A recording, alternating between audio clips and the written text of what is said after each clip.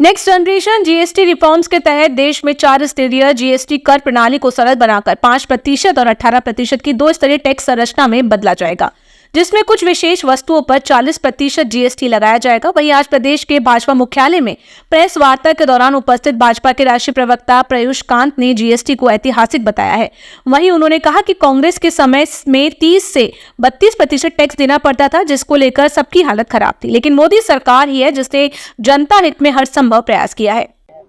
GST ये दिखाता है कितना ऐतिहासिक है और प्रधानमंत्री जी की सोच दिखाती है कि जब प्रधानमंत्री जी ने देख लिया, मोदी सरकार ने देख लिया कि हमारा जो टैक्स जीएसटी कलेक्शन है वो 180 लाख करोड़ से लेके जब 2 लाख करोड़ पे आके स्टेबल हो गया, तो ये टाइम था लोगों को बेनिफिट देने का।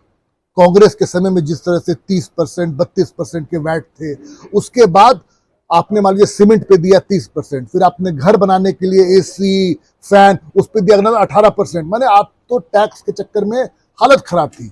आज मोदी सरकार ने आके सब चीज पे जो डे टू डे जरूरत की चीजें हैं उसको सब जगह टैक्स को या तो नील कर दिया या 5% लिया। जैसे हेल्थ इंश्योरेंस पे 18% टैक्स है, आप 0 दे रहे हैं आप। तो इस तरह से जो बेनिफिट्स दिया, टोटल मोदी सरकार का दिमाग में ये है कि भाई लोग सुबह से उठे और शाम तक सोने जाएं, जो चीजें उनको चाहिए, जो बेसिक यूज की चीजें हैं, उस पर पब्लिक को फायदा मिलना चाहिए। उत्तराखंड राज्य सहकारी संघ अब बोतल बंद पानी हिमालय जल बाजार में उतारेगा। सहकारिता मंत्री डॉक्टर धन सिंह रावत ने घोषणा सहकारी सम्मेलन में की। डॉक्टर रावत ने बताया कि सहकारी संघ का टर्नओवर 500 करोड़ से बढ़कर 3000 करोड़ करने का लक्ष्य तय किया गया है। इसके लिए हरिद्वार में mineral water plant, organic bio fertiliser व फिनाइल इकाई स्थापित की जाएगी। साथ ही प्रदेश भर में 500 सहकारी क्रय केंद्र खोले जाएंगे, जहां किसानों को सीधे गांव स्तर पर उचित मूल्य मिलेगा और बिचौलियों की भूमिका खत्म होगी। डॉक्टर रावत ने कहा कि नवरात्रों में 100 करोड़ की नई योजनाएं शुरू होंगी। साथ ही राज्य के 95 ब्लॉकों में सामूहिक सहकारी खेती और स्थानीय कृषि उत्पादों की लोकल से ग्लोबल ब्रांडिंग की जा रही है।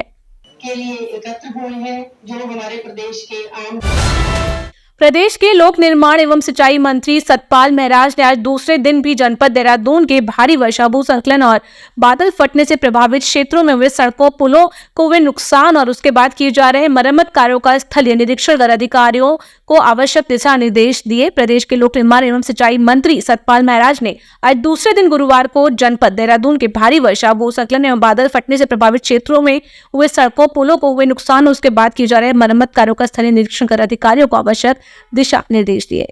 नदियों का जो प्रवाह होता है उससे काफी सेडिमेंट्स, रेता और पत्थर जो है नदी के बीच में इकट्ठे हो जाते हैं। जब तक चैनलाइजेशन नहीं होगा, ड्रेजिंग नहीं होगी नदी की, नदी 2 फाड़ों में बंट जाती है और दाएं बाएं तटबंध को काटने लगती है। वही स्थिति यहाँ पैदा हुई है। इसलिए मैंने मुख्यमंत्री जी से भी निवेदन किया है और मैंने कहा है कि चैनलाइजेशन होना बहुत जरूरी है, तभी हम यहाँ पर पुलों को सुरक्षित रख पाएंगे। और मैं सबसे आग्रह करूंगा कि जो हमारी नालियां हैं और हमारे जो ड्रेनेज हैं उन पर अतिक्रमण न करें, ताकि पानी बह सके और लोगों के घरों में न जाए। विगत 15 व 16 सितंबर की भारी बारिश ने डोर गांव में तबाही मचाकर रख दी। खेत खलियान, खेतों में खड़ी फसलें, मकान, चौक, संपर्क मार्गों को जोड़ने वाली 3 पुलिया, जूनियर हाई स्कूल का भवन, फर्नीचर, शौचालय, किचन, पेयजल पाइप लाइनें, विद्युत पोल मलबे के ढेर में तब्दील हो गए। ग्रामीणों का कहना है कि रात भर विद्युत आपूर्ति ठप रही। किसी तरह उन्होंने रात अंधेरे में काटी और जब सुबह उठे तो गांव में खौफनाक तबाही का मंजर देख उन्हें वर्ष 2011 में गांव में आई भीषण आपदा की तस्वीरें याद आ गईं। हमारा जो ये पैदल पुल था और इसके बगल में हमारा जूनियर हाई स्कूल डोर है, ये दोनों पुल पूर्ण रूप से क्षतिग्रस्त हो गए हैं। और साथ में हमारे इसी गदेरे पे जो बड़ा खाला नामक तोक से गदेरा है, इसमें 2 पुलिया और थी, वो भी बह गई हैं, पूर्ण रूप से बह गई हैं। और लोगों के घरों में भी पानी घुसा है। रविंदर पुंडेर जी के घर में पानी घुसा है और वहीं पे राजेंद्र पुंडेर का भी घर है और उनके खेत खलियान, प्रेम सिंह पुंडेर के खेत खलियानों में भी पानी घुसा है। कि विगत आज दिनों आपदा के कारण जो है हमारा जो पोलिंग बूथ है राजकीय उच्च प्राथमिक विद्यालय डोर, इसकी क्षतिग्रस्त होने की सूचना मिली है। तो क्योंकि आज मौसम थोड़ा साफ है और ये हमारा पोलिंग बूथ भी है, तो मेरे द्वारा इसका निरीक्षण किया गया है और इसकी क्षतिग्रस्त की सूचना, विस्तृत रिपोर्ट उच्चाधिकारियों को प्रेषित की जाएगी। दिखाई दे रहे यहाँ देखो पेड़ थे, धान थे, देखो धान खिलान साफ दिखाई दे रहे। ये करीब 15 तारीख को रात करीब 12-1 बजे करीब यहाँ जो है बादल फटा, ये नुकसान हुआ है। यहाँ जब आपको दिखाई दे रहा है, साफ दिखाई दे रहा है। यहाँ बोल रहा हूँ ग्राम सभा डोर से। देखो जी, हमारी इस घर की स्थिति है 15 तारीख रात को जो आपदा आई है ग्राम सभा डोर में, और उसकी ये स्थिति हो गई थी। देखो घर की स्थिति बन गई, यहाँ पे पूरा चौक किचन सारा पैक हो चुका है, यहाँ मलबे से पूरा।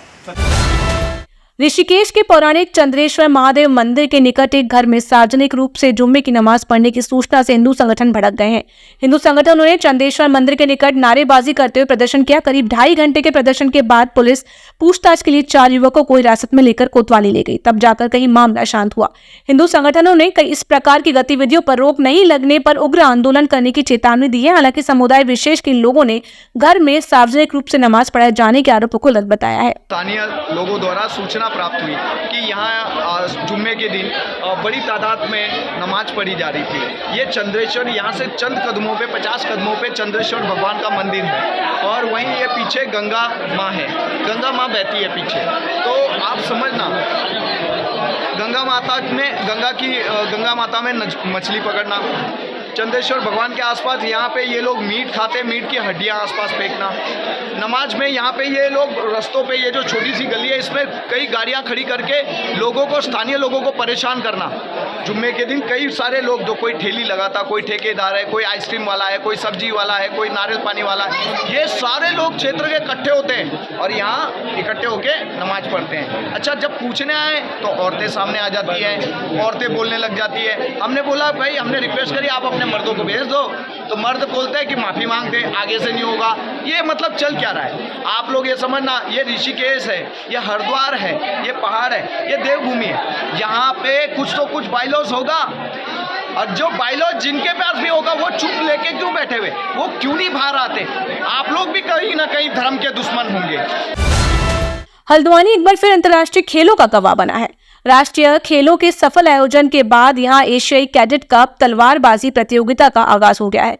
4 दिवसीय ये प्रतियोगिता हल्द्वानी के अंतर्राष्ट्रीय स्टेडियम में 22 सितंबर तक चलेगी। इस प्रतियोगिता का शुभारंभ मुख्यमंत्री पुष्कर सिंह धामी ने किया। उन्होंने कहा कि तलवारबाजी भारत की पारंपरिक खेल रही है और शास्त्रों से लेकर इसमें झांसी की रानी जैसी वीरांगनाओं तक ने इसका महत्व दिखाया है। मुख्यमंत्री ने कहा कि आज फेंसिंग अंतर्राष्ट्रीय पहचान बना रहा है और उत्तराखंड के खिलाड़ी भी देश विदेश में नाम रोशन कर रहे हैं। उन्होंने आयोजन के लिए भारतीय तलवारबाजी संघ के और खेल विभाग को बधाई दी। सीएम धामी ने बताया कि सरकार प्रदेश में खेलों को बढ़ावा देने के लिए कई योजनाएं चला रही है। जल्दी हल्द्वानी में खेल विश्वविद्यालय और लोहा घाट में महिला स्पोर्ट्स कॉलेज स्थापित किए जाएंगे। हमारे राज्य के अंदर खेल प्रतिभाओं को और खेल स्थान जो हमारे बने हुए हैं, अच्छा इंफ्रास्ट्रक्चर जो हमारा बना हुआ है, उन सभी को कहीं ना कहीं इससे प्रोत्साहन मिलेगा, आगे बढ़ने का अवसर मिलेगा। और इस प्रकार की प्रतियोगिताओं से हमारे स्थानीय खिलाड़ियों को भी राज्य के अंदर आगे बढ़ने के अवसर भी मिलते हैं और उनके अंदर एक प्रेरणा भी मिलती है। और हल्द्वानी में एशियन फेंसिंग का एक कप होना निश्चित रूप से यहाँ के सभी हमारे कारोबारियों को, होटल व्यवसायियों को, पर्यटन के क्षेत्र में काम करने वालों को, व्यापार वालों को, सभी प्रकार से उनके लिए भी एक बहुत बड़ा रोजगार का और उनके व्यापार का बड़ा माध्यम बनेगा।